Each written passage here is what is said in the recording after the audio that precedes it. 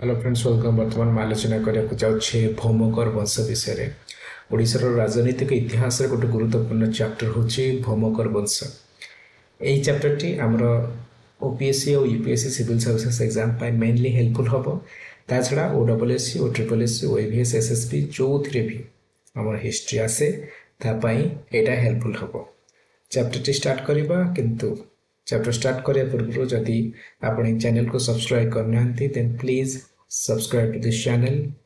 Like this video and share it with your friends. Start करवा origin विषय रे भौमकर वंश जहाँ कर वंश कहुए अष्टम दशम शताब्दी भितर ओडिशा रे शासन करते कलिंग रिजन रे पॉसिबिलिटीज अच्छी। आसाम गोटे वंश थिला भौम वंश, भौम डायनेस्टी जोटा कि आ गोटे आदिवासी वंशर आसाला भूमिज आदिवासी मान पाखर ता साथ यही वंशर लिंक अच्छी बोली कहुए। आसाम गोटे रिजन अच्छी प्रगज्योतिषा से ही एमाने आगक आसिक विभिन्न स्थान को व्यापी थे बोली कहुए।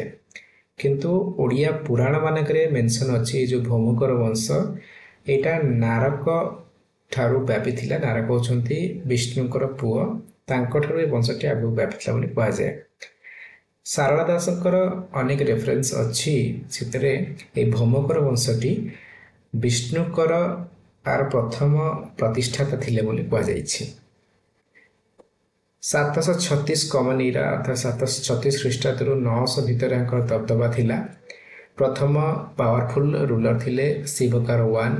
से प्रथमे कंगोड़ा कनक्वेस्ट करथिले तापर कलिंग कनक्वेस्ट करथिले। कंगोड़ा हूँ से रिजन आमर ओडिशा रे उपकूल एरिया रे विशेषकर गंजाम खोर्धा और जो पुरी जिला को नहीं जो अंचलटी है ताको कहा जाए कंगोड़ा रिजन। तो शिवकार वन प्रथम कंगोड़ा रिजन जय कले सिठी निजर स्ट्रंग होल्ड स्थापन कला परे अन्य एरिया को से जय करी कलिंग गठन कले। एवं ये भौमकर वंश राजा माने अन्य ताकर जिते स्टार्टिंग कले सेतबेले अन्य राजा मान सहित मैरेज अलायंसेस कले अर्थात वैवाहिक संबंध स्थापन कले एवं अनेक क्षेत्र में युद्ध भी करके निज दबदबा को आगू बढ़ेले। आम देखिपारे मोटामोटी भौमकर वंशर एक्सटेंशन तांका साम्राज्य एक्सटेंशन आउ राजधानी थिला तोशाल। प्रेजेंट ओडिशा आम देखिपारे एवं कलिंगर जो रिजन जो कंगोड़ा रिजन सिठी थिला सेठू से चारिड़ को व्यापी थिले। एवं शिवकार वन कंगोड़ा कनक्वेस्ट कला परे कलिंग कनक्वेस्ट कर सारे तापर शिवकार 3 राधा उपर विजय हासिल करते। राधा हूँ से रिजन आज जदि आम बेंगल मेदिनापुर अंचल देखा मेदिनापुर अंचल को से टाइम रे राधा हुए तो कहुला मोस्ट लाइकली। तो से अंचल को विजय करते शिवकार 3। ता छड़ा यही डायनेस्टीर गोटे जोरदार फाइट चलता कनफ्लिक्ट चलता पाड़ मान साथ भी राष्ट्रकूट मान साथ भी। कारण जितेबाला ये साम्राज्य आम देखुचे आर लोकेशन देखुचे ये लोकेशन आम जो नॉर्थ को जावा आमको पाड़ मैंने मिले। ये लोकेशन जब वेस्ट को जावा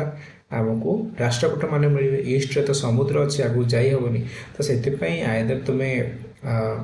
वेस्ट साउथ वेस्ट रीजन जाओ कि नॉर्थ वेस्ट रीजन को जाओ तुमको यही दुईटा डायनेस्टी ही मिले पाड़ और राष्ट्रकूट। तो से सब फाइट लगी रही। गुरुत्वपूर्ण राजा मान पाखु आसवा प्रथम गुरुत्वपूर्ण राजा होती शिवकार।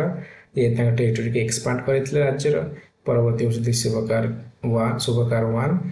ये रिभोल्ट को दबाई थे विद्रोह को दबाई थे। गुरुत्वपूर्ण महिला आमर रूलर माने भी आसी वंश महादेवी वन दंडी महादेवी ये दुज भी किंगडम को यूनिफाइड करते बहुत भलसे चलते। एवं लास्ट रूलर थे सुपर्णा। ये सुपर्णा तांकर गोटे दुखद मृत्यु होता कारण निज मंत्री माने ही षड्यंत्र मारिदे। कल्चरल कंट्रीब्यूशन पाखक आसवा यही वंशटी बुद्धिज्म को पैट्रोनाइज जनाशुना। आमर आज अनेक बुद्धि सर्किट आम देखुचे विशेषकर ओडिशार बौद्धिक इतिहास रे जहाँ स्वर्ण त्रिभुज कहुए रत्नगिरी ललितगिरी उदयगिरी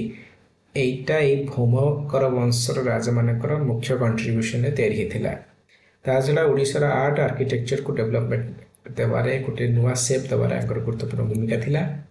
डिक्लाइनेशन पाखक आसवा जे डायनेस्टीर पतन कहीं मुख्य कारण था इंटरनल स्ट्राइक आउ सक्सेसन डिस्प्यूट किए राजा हम किए गादी में बस आपको नहीं सहमत नथिले सब स्टेक होल्डर भर झगड़ा चलला ता छड़ा एक्सटर्नाल इन्वेजन भी है सोमवंशी मैंने आक्रमण कले भंज मैंने आक्रमण कले ता छड़ा सुपर्णम कही सारी मिनिस्टर मान द्वारा आक्रमण शिकार हो मृत्युवरण कले तो से साम्राज्य पतन हो गला तापर लिगासी पाखक जावा ओडिशार रिलीजियस और आर्किटेक्चरल हेरिटेज गोटे बड़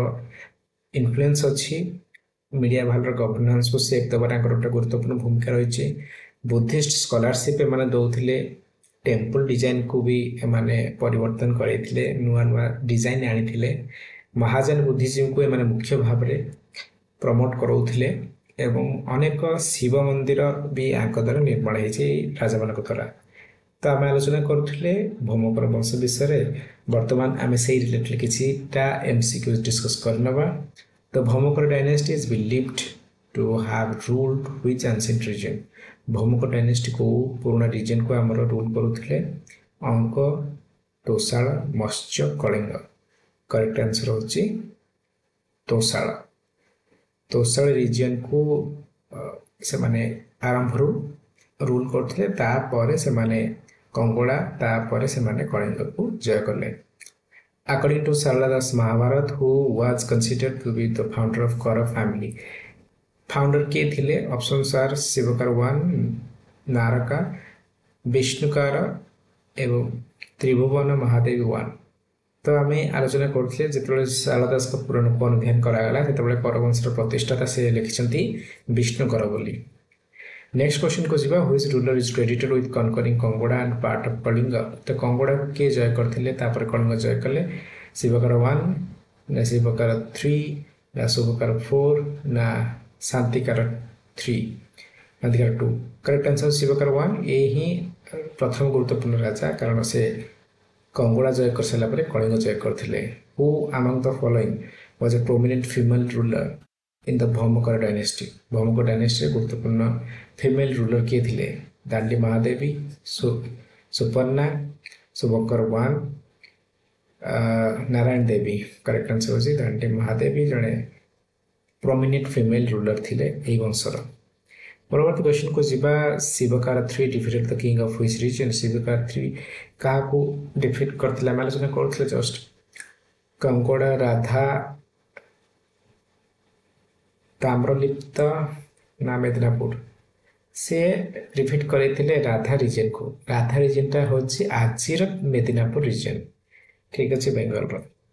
next question the Bhaumakaras engaged in military conflict with which of the following dynasties Bhaumakara राजा माने कहा से मिलिटरी कॉन्क्वेस्ट मिलिटरी कॉन्फ्लिक्ट लगी रही चोलोस एंड पल्लवस ना पालस एंड राष्ट्रकूटस ना गुप्तस एंड मैत्रकस ना कालाचुरीज एंड कदम्बस करेक्ट आंसर होची पालस एंड राष्ट्रकूटस कारण एया कारण आम देखिपर कलिंगर कंगोड़ार जो रीजन रे एमन राजनीति करुथिले भौमकर माने तांकर नॉर्थ रे अछि पाल तांकर वेस्ट रे अछि राष्ट्रकूटस तांकर साउथ रे भी अछि राष्ट्रकूट तो सेति पे जति एक्सपांड करियर अछि आगो पाल राष्ट्रकूट मानक सहित लड़ाई न करी आगो बढ़ी हबनी ठीक अच्छे परवर्ती क्वेश्चन को जीवा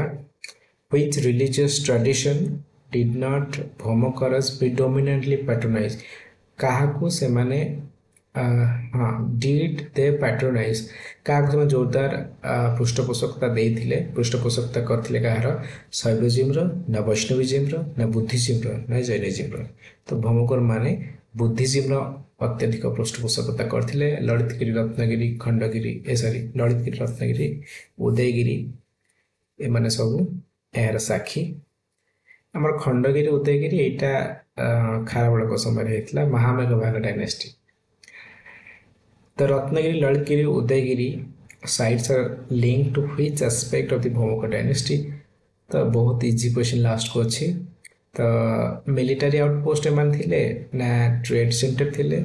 ना बुद्धिस्ट हेरिटेज थिला ना रॉयल टॉम्स करेक्ट आंसर ये सब रत्नगिरी ललितगिरी उदयगिरी सब ये सब प्रसिद्ध कारण से बुद्धिस्ट हेरिटेज साइट थिले परवर्ती क्वेश्चन को जीवा what led the decline of the Bhaumika dynasty Bhaumika dynasty पतन कहीं कहला ड्रॉट फेमाइन पाई बोर्ड पड़े के चली गला कि ना इन्वेजन इंटरनल कॉन्फ्लिक्ट ना रिलीजियस कन्वर्जन ना मैरिटाइम डिजास्टर करेक्ट आंसर होची इन्वेजन एंड इंटरनल कॉन्फ्लिक्ट बाहर शत्रु आक्रमण करले भीतर भी गंडगोलिया परिस्थिति लागि होइतिला next question the last known ruler of the Bhaumakara dynasty was किए शेष राजा थे जहाँ आम जानी भौमकर डायनेस्टी त्रिभुवन महादेवी 2 ना दांडी महादेवी ना शांतिकर 3 ना शिवकार 2 करेक्ट आंसर अच्छे सुपर्णा अदर ऑप्शन दे नथिला भूल रे तो सुपर्णा होची करेक्ट आंसर जहाँ को मंत्री माने चक्रांत करके मारी देथिले से लास्ट रूलर थे ठीक अच्छे तो ये थिला हमर भौमिक डायनेस्टी विषय डिस्कशन वीडियो भल लगे डेफिनेटली लाइक करेंगे फ्रेंड मान सहित शेयर करेंगे चैनल को सब्सक्राइब करेंगे तो बर्तमान धन्यवाद।